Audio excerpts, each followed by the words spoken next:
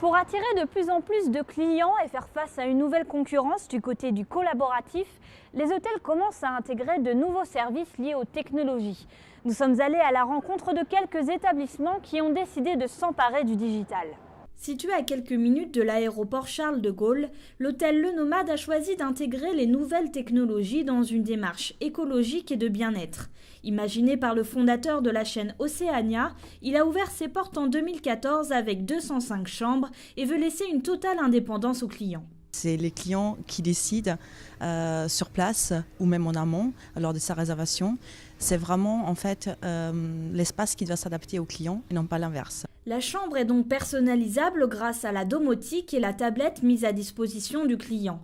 Développée avec Casio et Somfy, elle permet de changer l'ambiance de la douche tout en surveillant sa consommation d'eau, de fermer et ouvrir les stores, de régler la lumière et la clim ou encore de regarder la télé avec le vidéoprojecteur. Et on a également en fait des bornes par exemple à l'accueil où on peut décider de faire son propre check-in, gagner en fait en autonomie mais gagner également en fait en tarif. En réservant une chambre sur les bornes, les clients peuvent en effet décider d'enlever des options ou s'engager à consommer moins d'eau afin de faire des économies.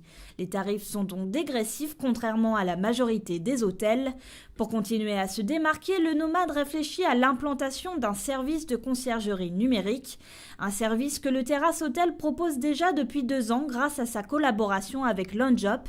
Situé à Montmartre, cet établissement de 92 chambres a décidé d'ajouter une couche de digital pour faciliter le contact avec ses clients et non pas l'effacer contrairement à ce que l'on pourrait penser. Donc l'idée c'est vraiment que les clients découvrent l'hôtel via LoungeUp avant leur séjour, qui posent toutes les questions, qui peuvent voir ou réserver tous les restaurants, tous les musées, toutes les balades qu'ils peuvent faire dans le quartier avant et qui prennent contact avec nos équipes. Pour moi, LoungeUp, c'est vraiment avant tout un outil de contact, un outil humain qui permet justement d'échanger. La solution de LoungeUp permet à la fois de proposer des activités alentours, de réserver une table au restaurant de l'hôtel ou de poser des questions directement au concierge, que l'on soit à l'hôtel ou non, via son mobile.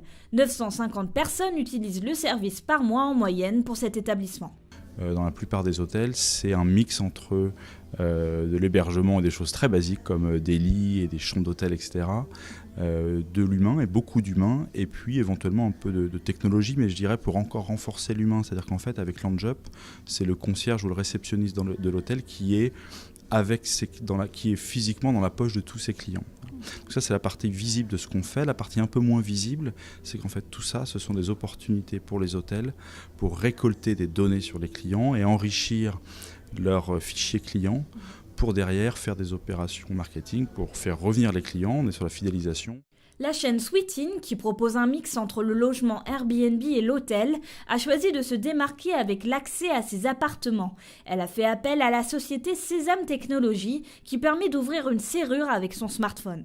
Au-delà effectivement de l'ouverture de la porte, on va en fait créer un nouveau canal de communication entre le client et l'hôtelier, puisqu'en permanence, déjà le client va avoir besoin de son téléphone pour ouvrir sa porte. Donc on utilise ce média finalement pour pouvoir lui communiquer des informations importantes avant, pendant et après son séjour. C'est vrai qu'on capte de temps en temps effectivement des informations intéressantes. On voit des personnes rentrer très tard dans leur chambre et donc on se rend compte effectivement qu'ils ont une vie nocturne peut-être un peu plus fournie que certains autres.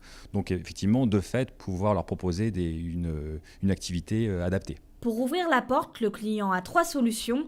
Il peut la déverrouiller via son accès Wi-Fi ou 3G, via un QR code qu'il scanne ou tout simplement avec une carte magnétique. Même s'ils ne vont pas jusqu'à employer des robots comme au Japon ou aux États-Unis, ces initiatives montrent qu'il est possible d'ajouter une couche de digital pour améliorer l'expérience client, tout en gardant un contact avec eux, une chose primordiale dans le secteur de l'hospitalité.